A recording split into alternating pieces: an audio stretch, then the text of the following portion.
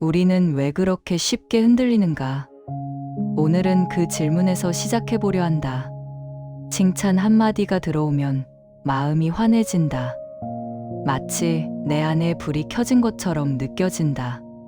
그런데 이상하게도 아무 반응이 없으면 금세 어두워진다. 내가 사라진 것 같고, 내가 틀린 것 같고, 내가 부족한 것 같아진다. 이 감각은 낯설지 않다. 오히려 너무 익숙해서 우리는 이런 흔들림을 정상이라고 착각한다. 칭찬을 좋아하는 건 자연스럽다고 말하며 넘어간다. 하지만 오늘은 그걸 그냥 넘어가지 말고 아주 천천히 들여다보려 한다. 칭찬을 원하는 마음은 나쁜 마음이 아니다. 칭찬은 인정이고, 인정은 인간에게 필요한 영양분이다. 문제는 그 영양분이 어느 순간부터 약이 될 때다. 없으면 불안해지고, 끊기면 공허해지고, 더 강한 자극을 찾아 헤매게 될 때다. 그때 우리는 칭찬을 받는 것이 아니라 칭찬에 의존하게 된다. 혹시 이런 경험이 있는가? 열심히 준비한 발표를 끝내고 누군가 한마디 해주기를 기다린다. 잘했어. 좋았어. 역시 너야. 그 말이 들리면 그제야 숨을 쉰다. 그런데 아무 말이 없으면 갑자기 머릿속이 바빠진다. 내가 별로였나? 사람들이 실망했나? 나는 괜히 나섰나? 또 이런 장면도 있다. 메시지를 보냈는데 답장이 늦어진다. 평소엔 괜찮다고 생각한다. 그런데 어떤 날은 그 공백이 크게 느껴진다. 나는 소중하지 않은가? 내가 우스워 보였나? 사실 우리는 답장을 기다리는 게 아니라 나에 대한 평가를 기다리고 있었던 것이다. 우리는 세상과 연결되어 살아간다. 그래서 타인의 반응에 흔들리는 건 자연스럽다. 하지만 흔들리는 정도가 너무 커지면 삶이 남의 손에 넘어간다. 내 기분이 내 손에 있지 않고 누군가의 반응에 달려있는 삶. 그 삶은 조용히 지친다. 오늘의 이야기는 바로 여기에 닿아 있다. 칭찬에 중독되는 마음. 그리고 그 마음을 소크라테스라면 어떻게 보았을까 하는 질문. 소크라테스는 아주 오래전 사람이다. 그런데 이상하게도 그의 질문은 지금도 살아있다. 왜냐하면 그의 철학은 거창한 지식을 쌓는 일이 아니라 내 마음이 어디에 기대고 있는지 알아차리는 일이기 때문이다. 소크라테스는 사람들을 찾아가 질문했다. 상대가 유명하든 존경받든 똑똑하든 상관없었다. 그는 이렇게 물었다. 당신이 말하는 정의는 정확히 무엇인가? 당신이 믿는 선은 어디에서 왔는가? 그 지식은 당신의 것인가? 아니면 남의 말을 외운 것인가? 이 질문이 왜 중요할까? 소크라테스의 질문은 타인의 시선을 끊어내는 칼이 아니라 내가 무엇에 기대고 있는지를 밝혀주는 거울이기 때문이다. 우리의 칭찬 중독은 대개 이런 형태로 나타난다. 내가 어떤 사람인지 내가 정하지 못할 때 누군가가 정해주는 정의에 매달린다. 잘했어 라는 말이 내 정체성이 된다. 훌륭해 라는 말이 내 존재 이유가 된다. 그렇게 되면 아주 위험한 일이 벌어진다.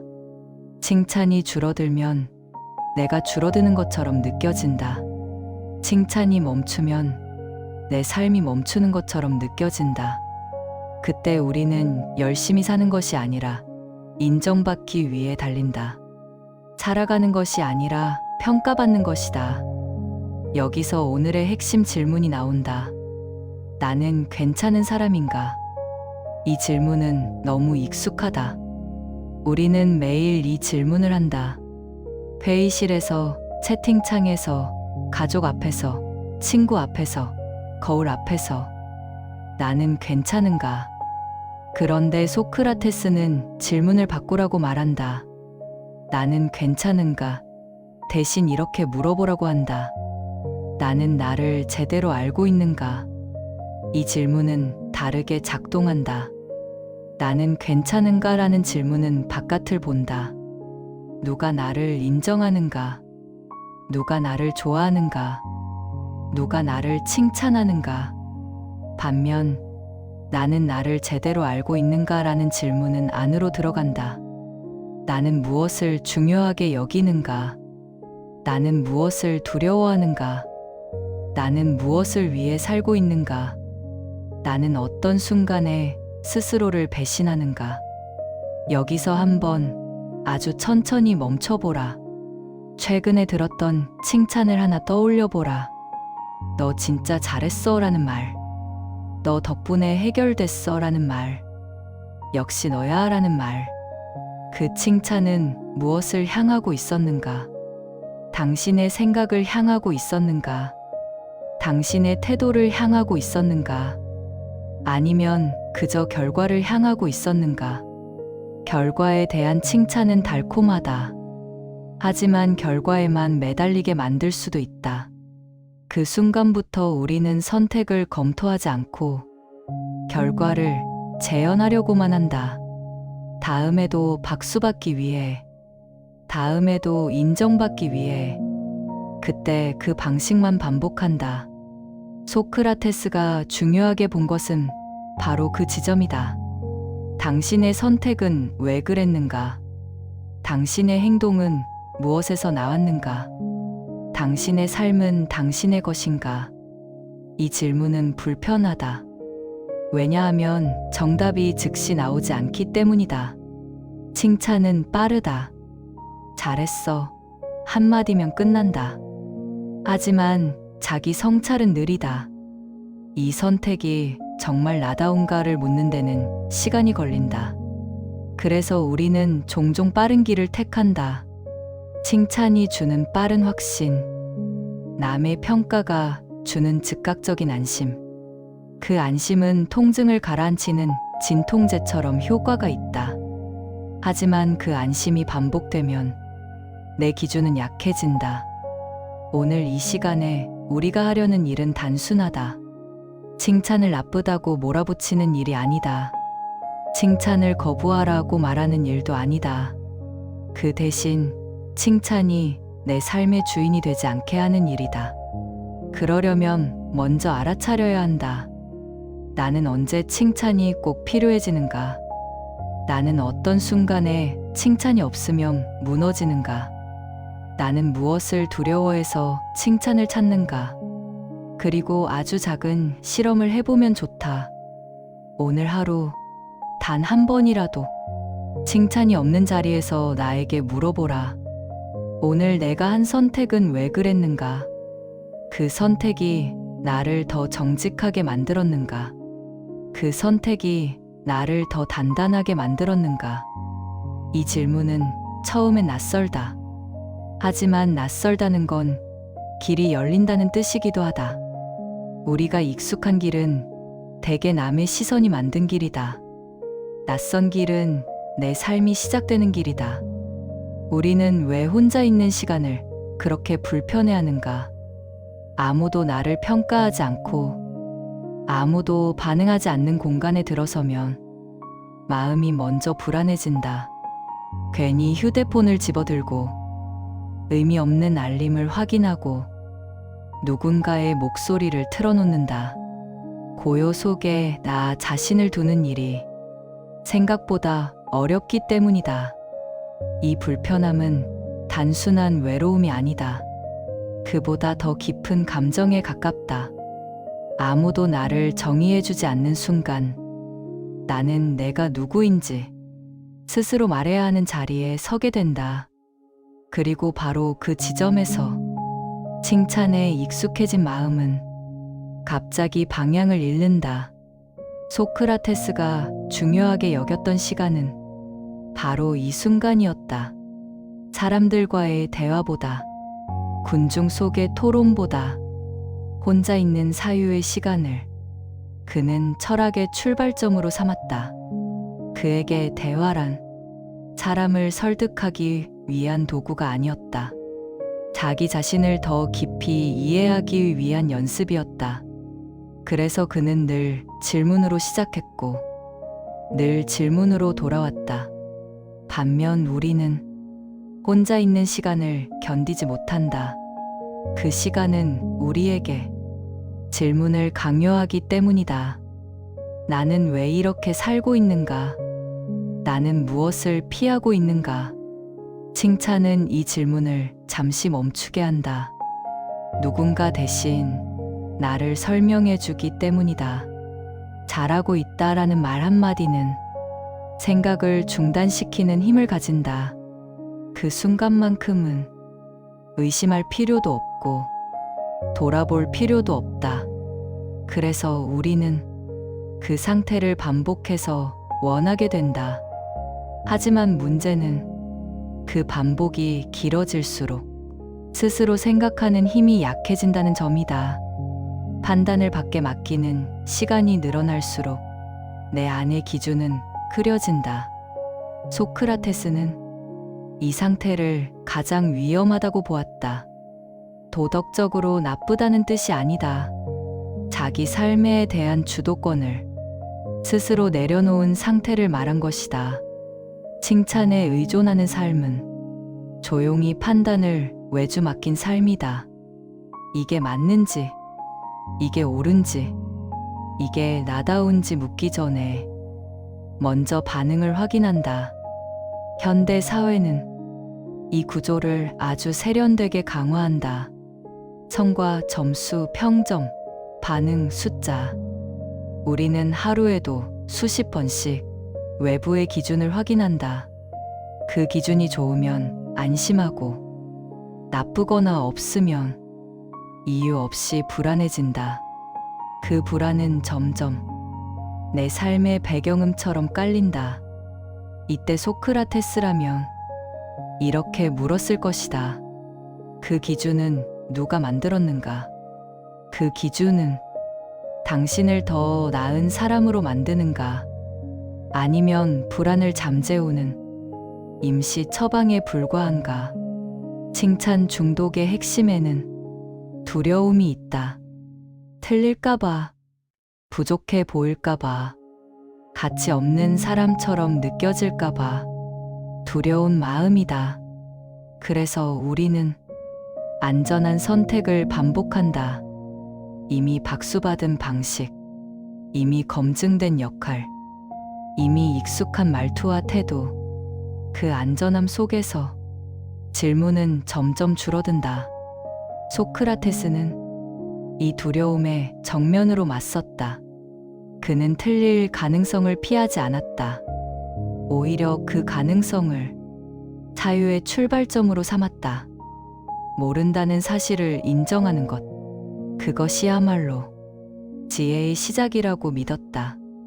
이 태도는 칭찬이 주는 확신과는 정반대의 방향에 서 있다. 칭찬은 나는 괜찮다라고 말해준다. 질문은 나는 아직 모른다라고 말하게 만든다. 우리는 보통 첫 번째를 안정이라고 부르고 두 번째를 불안이라고 부른다. 하지만 소크라테스에게 불안은 나쁜 것이 아니었다. 그는 흔들림을 생각하고 있다는 신호로 보았다. 완성되지 않았다는 사실을 살아있다는 증거로 받아들였다. 여기서 한번 자기 자신에게 솔직해져 보라. 최근 가장 자주 들었던 칭찬은 무엇인가? 그리고 그 칭찬을 유지하기 위해 당신은 어떤 질문을 삼켰는가? 하고 싶었지만 하지 않은 말, 불편했지만 넘겨버린 생각, 의심했지만 덮어둔 느낌은 없었는가? 칭찬에 익숙해질수록 우리는 점점 조용해진다. 갈등을 피하고 눈에 띄지 않으려 하고 안전한 위치에 머무른다. 겉으로는 부드럽고 안정적인 사람처럼 보인다. 하지만 안쪽에서는 질문이 말라가고 있다. 소크라테스가 가장 경계한 모습이 바로 이것이었다. 그는 말했다. 많은 사람이 동의한다고 해서 그 생각이 옳아지는 것은 아니라고. 큰 박수가 진실을 증명하지는 않는다고. 그래서 그는 자주 혼자였고, 자주 불편한 사람이었고, 자주 외면받았다. 그럼에도 그는 자기 생각을 포기하지 않았다. 이 지점에서 감정의 방향이 조금 바뀐다. 칭찬이 없는 순간이 더 이상 공허로만 느껴지지 않기 시작한다. 오히려 질문할 수 있는 공간이 열린다. 아무도 박수치지 않는 자리에서 비로소 내 생각이 또렷해진다. 이 경험은 처음엔 낯설다. 길을 잃은 것처럼 느껴지기도 한다. 하지만 이 낯설음을 견디는 동안 조금씩 자기만의 기준이 생긴다. 이 기준은 누군가의 말 한마디로 쉽게 무너지지 않는다. 소크라테스가 끝까지 질문을 멈추지 않았다는 사실은 우리가 꼭 짚고 넘어가야 할 지점이다. 그는 조용히 생각만 하는 철학자가 아니었다. 필요할 때는 반드시 말을 했고, 침묵이 편해 보이는 순간에도 질문을 던졌다. 그가 경계한 침묵은 자색에서 나온 침묵이 아니었다. 두려움에서 비롯된 침묵이었다. 눈치 때문에 삼킨 말, 평가가 무서워서 접어둔 생각, 관계가 깨질까 봐 포기한 질문. 그 침묵 속에서 사람들은 점점 자기 생각을 잃어갔다. 칭찬을 지키기 위해 질문을 내려놓는 순간, 인간은 스스로를 조금씩 배신한다고. 그는 보았다. 오늘날 우리는 침묵을 성숙이라고 부르기 쉽다. 갈등을 만들지 않는 사람, 분위기를 흐리지 않는 사람, 언제나 고개를 끄덕이는 사람을 어른스럽다고 말한다. 하지만 소크라테스라면 이렇게 물었을 것이다. 그 침묵은 생각 끝에 나온 것인가? 아니면 칭찬을 잃지 않기 위한 선택인가? 칭찬에 익숙해진 사람은 말하기 전에 계산부터 한다. 이 말을 하면 어떻게 보일까? 괜히 불편한 사람으로 찍히지는 않을까? 지금 이 질문이 분위기를 망치지는 않을까? 이 계산이 반복될수록 말은 줄어들고 질문은 사라진다. 대신 안전한 말만 남는다. 소크라테스의 질문은 언제나 위험했다. 상대를 드러내게 만들었고 자기 자신을 숨길 수 없게 했다. 그래서 사람들은 그를 불편해했고 피했고 결국 제거하려 했다. 하지만 그는 멈추지 않았다. 질문을 멈추는 순간 삶이 멈춘다고 믿었기 때문이다. 생각하지 않는 평온보다 불편하더라도 깨어있는 상태를 그는 선택했다. 여기서 우리는 가장 깊은 지점에 다다른다. 칭찬을 포기한다는 건 단순히 인정 욕구를 내려놓는 문제가 아니다. 그건 외로움을 감수하겠다는 선택이다. 아무도 알아주지 않는 자리에서 혼자 생각하고, 혼자 판단하고, 혼자 틀릴 각오를 하는 일. 이 선택은 생각보다 무겁다. 그래서 많은 사람들은 중간 지점을 택한다. 겉으로는 칭찬받기 좋은 모습으로 살고, 속으로는 찜찜함을 안고 살아간다. 이중적인 삶이 시작되는 순간이다. 소크라테스는 이 이중성을 가장 경계했다. 겉과 속이 다른 삶은 사람을 안에서부터 분열시킨다고 보았다. 사람들 앞에서는 맞는 말만 하고 혼자 있을 때는 계속 스스로를 변명하는 상태. 그는 이것을 건강한 삶이라고 부르지 않았다. 그가 말한 덕은 화려한 도덕이 아니었다. 자기 생각과 자기 행동이 어긋나지 않는 상태였다. 말과 선택이 일치하는 삶. 그 단순한 일치를 칭찬은 자주 방해한다. 사람의 시선을 먼저 떠올리게 만들기 때문이다. 여기서 중요한 전환이 생긴다. 모든 자리에서 질문할 필요는 없다. 모든 생각을 다 말할 의무도 없다. 하지만 적어도 내가 침묵하는 이유가 두려움인지 스스로 선택한 것인지는 알고 있어야 한다. 이 자각이 생기면 삶의 질감이 달라진다. 칭찬이 없을 때도 버틸 수 있는 시간이 늘어난다. 아무도 알아주지 않는 선택 앞에서도 스스로를 설득할 수 있게 된다. 이 설득은 외부의 박수보다 훨씬 오래간다. 조용하지만 단단하다. 소크라테스는 결국 도망치지 않았다. 그 선택은 칭찬의 기준으로 보면 어리석어 보일 수 있다. 하지만 그의 철학 기준에서는 지극히 일관된 선택이었다. 자기 신념을 끝까지 검토했고 끝까지 책임졌기 때문이다. 우리는 그의 극단적인 선택을 따라갈 필요는 없다. 하지만 그의 질문 하나만은 우리 삶에 가져올 수 있다. 지금 이 선택은 칭찬을 얻기 위한 것인가? 아니면 나 자신과의 합의를 위한 것인가? 이 질문을 자주 덜릴수록 칭찬은 삶의 연료가 아니라 부수적인 선물이 된다. 있으면 좋지만 없어도 움직일 수 있는 상태. 그 상태에 가까워질수록 삶은 화려하지 않지만 훨씬 안정된다. 누군가의 말 한마디에 존재가 흔들리지 않는다. 칭찬을 넘어선 사람의 얼굴은 조용하다. 하지만 그 조용함 속에는 자기 기준이 서 있다. 그 기준은 쉽게 흔들리지 않는다. 이제 이 질문을 당신에게 남겨두고 싶다. 오늘 하루 당신은 몇 번이나 칭찬을 기준으로 선택했는가? 그리고 단 한 번이라도 스스로에게 정직한 선택을 했는가? 이 질문을 오늘의 끝에 두어라. 답을 서두를 필요는 없다. 질문이 남아 있다는 것만으로도 당신은 이미 깨어있는 삶을 살고 있다.